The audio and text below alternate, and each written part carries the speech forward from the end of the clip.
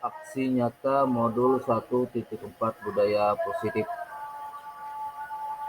di SD Islam Baitur Rahim, Sampit, Kalimantan Tengah dengan TGP Angkatan 7, Oldi Mentari SPD, dan fasilitator Sulaiman SAG MAG dan pengajar praktik Fatimah SPD. Selamat tabe lingunalatai malampang karendeng.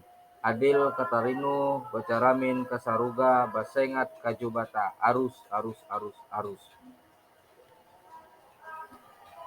Dalam aksi nyata ada yang disebut dengan latar belakang.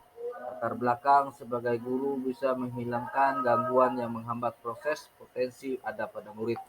Nah, seorang guru harus bisa menciptakan lingkungan sekolah yang baik untuk membentuk budaya positif melalui sekolah yang nyaman, aman, bebas untuk belajar dengan proses lebih baik dengan karakter profil pelajar Pancasila. Tujuan budaya positif di sekolah membuat keyakinan kelas, menumbuhkan nilai kebajikan, menggunakan teori posisi kontrol sebagai manajer, teori segitiga, restitusi, dan menyelesaikan masalah. Menumbuhkan motivasi intrinsik dari dalam diri murid dengan disiplin positif. Tolak ukur sebagai posisi manajer untuk memecahkan masalah dengan menggunakan segitiga restitusi, membuat keyakinan kelas yang sudah disepakati oleh guru dan murid, munculnya motivasi internal dari murid, bisa memecahkan masalah dengan solusi tidak berupa dengan hukuman, melainkan dengan konsekuensi. Murid mampu memiliki karakter profil pelajar Pancasila. Lini masa tindakan. Yang pertama, bertemu kepala sekolah meminta izin untuk menjelaskan nilai budaya positif dan keyakinan kelas. Yang kedua, meminta izin mengumpulkan guru atau teman sejawat untuk melakukan diseminasi tentang budaya positif dan keyakinan kelas. Yang ketiga, berkolaborasi dengan guru atau teman sejawat untuk membuat keyakinan kelas di kelas masing-masing. Yang keempat, merefleksi, memantau, dan mengevaluasi keyakinan kelas yang dibuat. Dukungan yang diperlukan. Yang pertama, dukungan dari kepala sekolah, dukungan dari praktisi sekolah, dukungan dari teman sejawat atau guru, dukungan dari paguyuban kelas, dukungan dari sarana dan prasarana yang baik. Selamat pagi teman-teman. Assalamualaikum warahmatullahi wabarakatuh. Saya nama Oldi Mentari dari SD Islam Baitur Rahim, calon guru penggerak angkatan 7, menyampaikan modul aksi nyata guru penggerak angkatan 7 modul 1.2 di SD Islam Baitur Rahim. Assalamualaikum warahmatullahi wabarakatuh. Adil katalino bacaramin basaruga basengat kajobata arus. Nah, di sini fasilitator saya yaitu Bapak Sulaiman SAG MAG, pengajar praktik saya Ibu Fatimah SPD. Nah, dengan hadir seutuhnya pergantian ketika berbicara menghormati perbedaan pendapat, partisipasi aktif tentang kesepakatan kelas. Nah, di sini kita belajar tentang kesepakatan kelas. Dulu pada angkatan 4 disebut dengan kesepakatan kelas, nah sekarang disebut dengan keyakinan kelas. Nah, pertanyaannya, pertanyaan pematik, apakah Bapak Ibu setuju dengan pertanyaan ini? Hukuman dapat mendisiplinkan murid. Pemberian hukuman dengan hal positif seperti membaca atau membersihkan halaman sekolah dapat meningkatkan disiplin murid. Memberikan penghargaan dapat meningkatkan motivasi belajar murid. Nah, di sini pertanyaan pematiknya, apakah Ibu setuju dengan pertanyaan ini? Ini disebut dengan hukuman yang dapat mendisiplinkan murid. Nah, terus disiplin positif dan nilai-nilai kebajikan universal. Nah, di sini perubahan paradigma kegiatan kepala tangan ada A dan ada B. Dan di sini semaiklah secari kertas, tulislah sesuatu benda atau barang ganda, letakkan di salah satu tangan dan digenggamkan dengan segala daya buatlah. Lari mengelilingi lapangan basket 2 kali karena terlambat hadir di sekolah. Nah, itu disebut dengan hukuman. Nah, terus murid diminta untuk push up 15 kali karena tidak menggunakan masker ke sekolah. Itu disebut dengan hukuman. Nah, menggantikan kertas tugas teman yang telah dicoret, nah itu disebut dengan konsekuensi. Beda konsekuensi dan hukuman. Membersihkan tumpahan air di meja tulis karena tersenggol pada saat belajar. Nah, di situ disebut dengan konsekuensi. Nah, misalnya, murid disuruh mengenakan sepatu seharian di sekolah karena tidak mengenakan sepatu hitam. Nah, itu disebut dengan hukuman.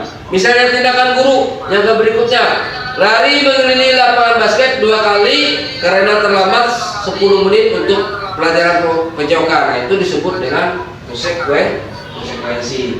Nah, konsekuensi itu suatu tindakan ya, yang tidak memberi anak, ya, tidak memberi anak berupa hukuman fisik. Nah, dia bisa menimbulkan keyakinan diri, bisa mengetahui kesalahannya. Itu bedanya konsekuensi. Tapi kalau hukuman yaitu berbentuk dengan fisik. Nah, akhirnya ada melibatkan motivasi belajar anak tadi menurun. Nah, di sini kita lihat di tabel ini ada perbedaan hukuman dan konsekuensi. Nah, di sini hukuman, nah, sesuatu yang meyakinkan harus terjadi, sedangkan konsekuensi yaitu sesuatu harus terjadi. Nah, yang hukuman yang kedua membuat anak sakit atau fisik maupun hati untuk menjaga untuk jangka waktu lama. Nah, di sini konsekuensinya anak membuat anak merasa tidak nyaman dalam jangka waktu pendek. Nah, di sini anak membenci kedisiplinan, anak meragai disiplinan.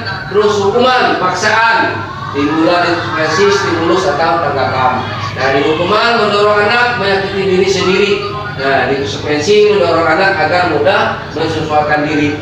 Nah, kalau hukuman konsep diri yang buruk, nah di sini konsep diri yang baik. Nah, kalau hukuman anak belajar untuk menyembunyikan kesalahan. Nah, sedangkan di konsekuensi anak belajar untuk mematuhi peraturan.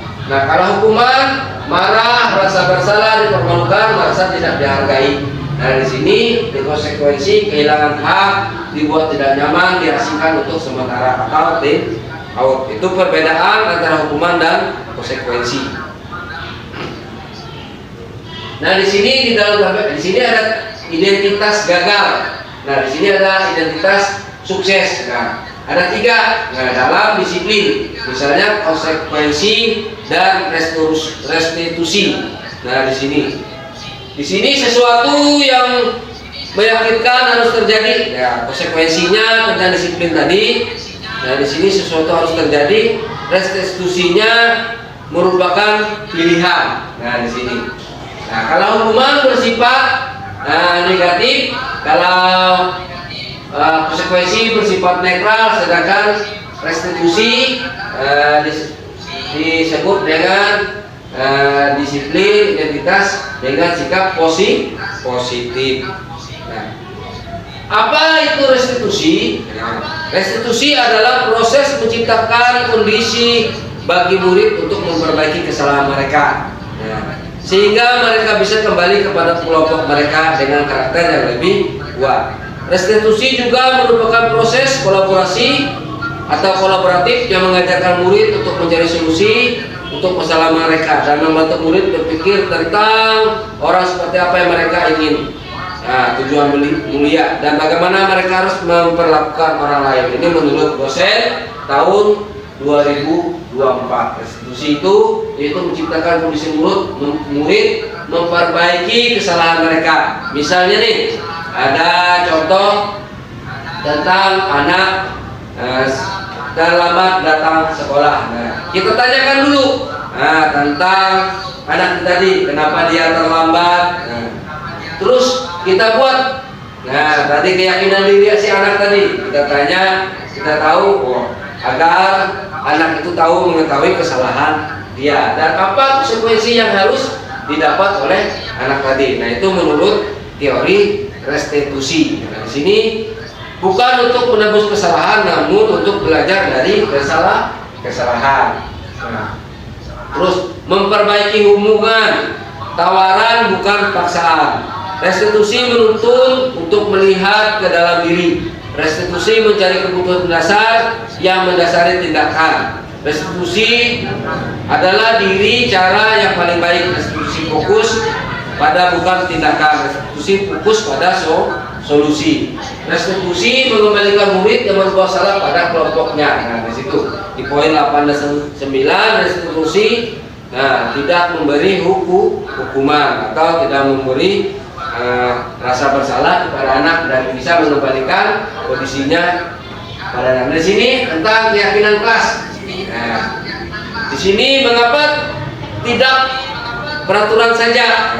Mengapa harus keyakinan kelas? Nah, di sini saya memaparkan kita memiliki peraturan yang harus menggunakan helm bila mengendarai kendaraan roda 2. Mengapa kita memiliki peraturan 3M misalnya? Menggunakan masker, mencuci tangan, dan menjaga jarak. Mengapa kita memiliki peraturan harus datang tepat waktu pada saat mengikuti pelatihan?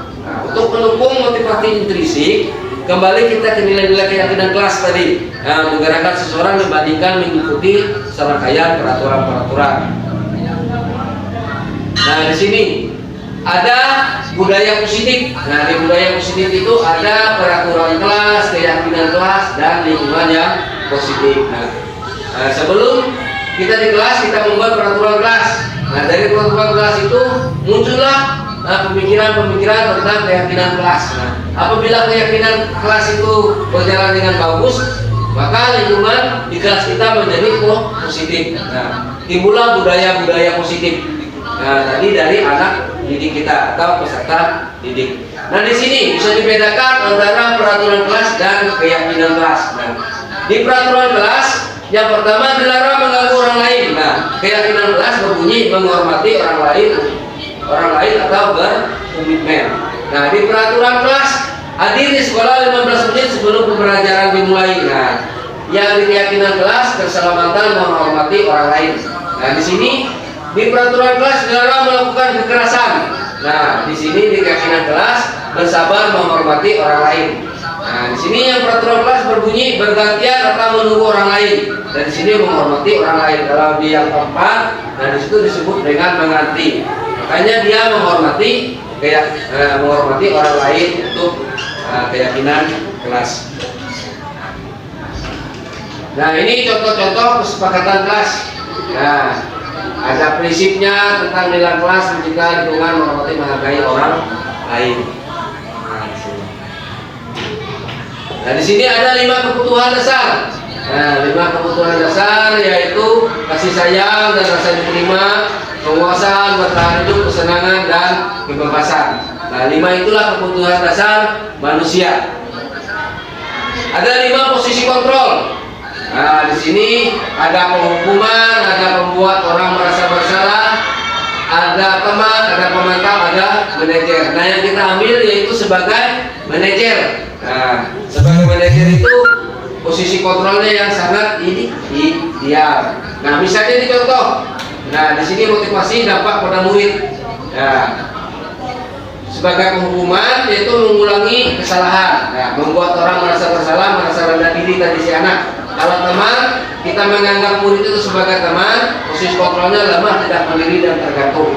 Nah, sebagai pemantau, guru sebagai memantau, menitikberatkan pada sanksi atau hadiah untuk dirinya. Tapi kita sebagai guru harus pada posisi yang kelima, yaitu posisi kontrol sebagai manajer. Bisa mengevaluasi diri, bagaimana cara memperbaiki diri. Nah, di sini timbullah pertanyaan. Nah, dalam tugas-tugas saya kecewa karena dengan kamu. Nah, di sini sebagai pembuat orang merasa bersalah. Tapi kalau kita bagaimana kamu bisa menyelesaikan masalah ini? Nah, kita sebagai manajer. Tapi kalau kita sebagai seorang teman penghukum, kamu selalu yang paling terakhir. Nah, itu kita sebagai seorang penghukum. Ayolah lakukan demi ibu bapak. Nah, itu kita sebagai teman dalam posisi kontrol tadi. Nah, di sini ada segitiga restitusi. Segitiga restitusi yaitu mengembalikan, meyakinkan identitas dan memvalidasi kebutuhan anak itu tadi. Nah, itu disebut dengan segitiga restitusi. Menstabilkan identitas. Nah, di sini guru menanyakan kepada anak, misalnya mencari tahu siapa yang benar, siapa yang salah. Nah, guru bisa menyelesaikan diri dan guru tidak menyalahkan diri sendiri si anak. Nah, di sini mempelajari kebutuhan. Nah, di sini ada tindakan, yaitu memenuhi basic needs atau power, freedom, love, and belonging atau part and super part. Selamat pagi teman-teman. Assalamualaikum warahmatullahi wabarakatuh. Saya nama Kauli Mentari dari Islam Baitur Rahim, calon guru penggerak angkatan 7. Menyampaikan modul aksi nyata guru penggerak angkatan 7 modul 1.2 di Islam Baitur Rahim. Assalamualaikum warahmatullahi wabarakatuh. Adil kata Lino, Beceramin Besaruga, bahasa ingat Kajobata, arus. Nah, di sini fasilitator saya yaitu Bapak Sulaiman SAG MAG, pengajar praktik saya Ibu Fatimah SPD. Nah, dengan hadir tentunya pergantian ketika berbicara menghormati perbedaan pendapat, partisipasi aktif tentang kesepakatan kelas. Nah, di sini kita belajar tentang kesepakatan kelas. Dulu pada angkatan 4 disebut dengan kesepakatan kelas. Nah, sekarang disebut dengan keyakinan kelas. Nah, pertanyaan mematik, apakah Bapak Ibu setuju dengan pertanyaan ini? Hukuman dapat mendisiplinkan murid. Nah, di sini ada peraturan kelas dan ada keyakinan kelas. Nah, yang pertama dilarang mengganggu orang lain. Nah, di sini di keyakinan kelas itu menghormati orang lain, berkomitmen. Nah, di sini yang kedua, hadir di sekolah 15 menit sebelum pembelajaran dimulai. Nah, itu disebut dengan peraturan kelas. Nah, sekarang kita buat keyakinan kelasnya, yaitu keselamatan menghormati orang lain. Dan yang ketiga, dilarang melakukan kekerasan. Nah, di sini keyakinan kelasnya bersabar menghormati orang lain. Nah, yang keempat, bergantian atau menunggu orang lain. Nah, di sini menghormati orang lain. Nah, kalau di peraturan kelasnya bergantian atau menunggu orang lain disebut dengan antri. Nah, tapi dia di keyakinan kelas menghormati orang lain. Nah, ini contoh-contoh keyakinan kelas. Nah, di sini misalnya saya membuang sampah pada tempatnya, saya menghormati semua orang dan barang miliknya, saya melaksanakan segala pekerjaan dan kegiatan yang ditugaskan. Nah, saya berbicara dengan sopan dan jujur, saya bijak bersikap dan bertindak, saya berpakaian rapi sesuai aturan sekolah. Di sini saya akan mentaati kesepakatan kelas atau keyakinan kelas. Di sini prinsip-prinsipnya dari kesepakatan kelas yang pertama tadi yaitu mencintai lingkungan. Itu berkaitan dengan tempat sampah. Yang kedua, menghormati atas penghargaan orang lain. Nah, sini menghormati semua barang dan yang dimiliki orang lain. Nah, contohnya misalnya ini ada barang teman dalam waras, kita kembalikan ke teman. Kita menghormati atas perbuatan menghargai orang lain. Nah, di sini saya melaksanakan segala pekerjaan dalam kegiatan yang ditugaskan. Nah, di sini disiplin dan bertanggung jawab. Misalnya nih kalian diajarkan membuat tugas praktek misalnya di komputer, nah, kalian harus tepat waktu. Berarti di situ disiplin waktu. Nah, tugas yang tadi bermasalah dengan tanggung jawab kalian terhadap tugas kalian pada guru komputernya, misalnya di Telkom, ini dibuat tugas ini. Terus saya berbicara dengan sopan dan jujur. Nah, di sini keyakinan kelasnya atau nilai kelasnya sopan dan jujur. Nanti bersikap bijak dan bertindak. Misalnya ini ada teman yang salah, tapi kalian harus menegur, tapi tegur dengan bahasa yang sopan. Terus misalnya ada barang teman yang hilang, kalian menemukan, kalian kasih tahu dengan jujur, saya menemukan sebuah barang teman. Terus saya berpakaian rapi sesuai dengan aturan. Nah, di sini bersikap bijak dan bersabar. Di sini atau menghargai. Nah, di sini saya berpakaian rapi sesuai aturan sekolah, yaitu menghargai diri sendiri. Apabila kalian ingin dihargai orang lain, kalian harus menghargai diri sendiri.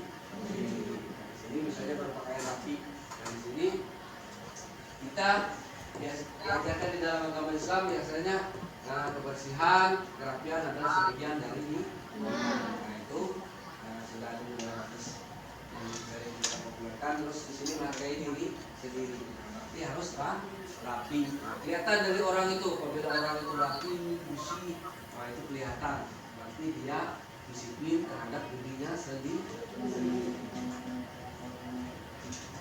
Nah di sini ada 5 kebutuhan dasar manusia, yaitu kasih sayang, terus ada penguasaan, ada kesenangan, ada kebebasan untuk bertahan hidup. Misalnya kalian nih, ada kasih sayang. Yang pertama kalian dapat kasih sayang dari orang tua, dari guru-gurunya, dari teman-teman.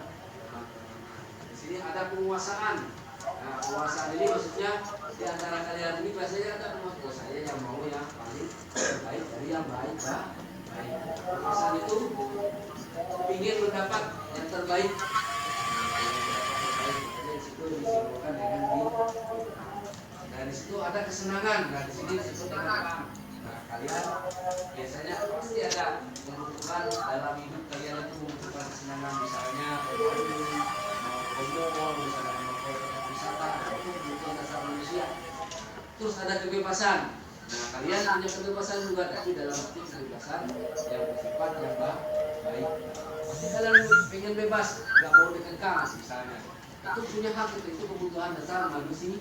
Nah, sampai di sini dulu yang bisa saya sampaikan tentang keyakinan kelas, kesepakatan kelas dan kebutuhan dasar manusia.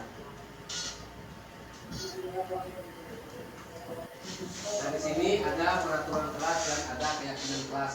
Nah yang pertama dilarang mengganggu orang lain. Di sini saya sebagai guru SD Islam Baitul Wahir sangat senang mendengar paparan dari CGP Angkatan 7 tentang diseminasi budaya positif dan keyakinan kelas. Saya sebagai guru SD Islam Baitul Wahir sangat senang mendengar paparan dari CGP Angkatan 7 tentang diseminasi budaya positif